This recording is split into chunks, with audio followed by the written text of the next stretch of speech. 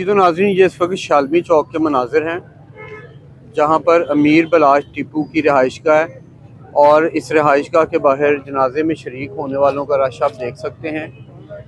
और मैं आपको दिखाता चलूँ, ये मेन चौक से लेफ़्ट साइड पर जो गली है इसमें अमीर बलाश टीपू की रिहाइश थी और यहीं पे जनाजा अदा किया जाएगा थोड़ी देर तक।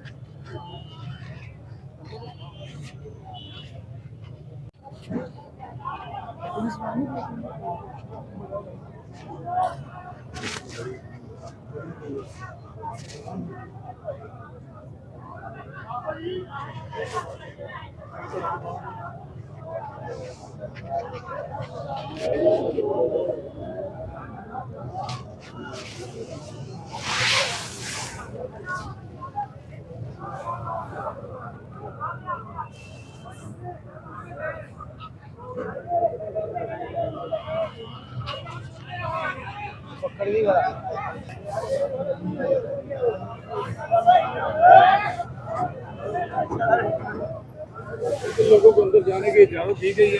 आगे तो जगह काफी है।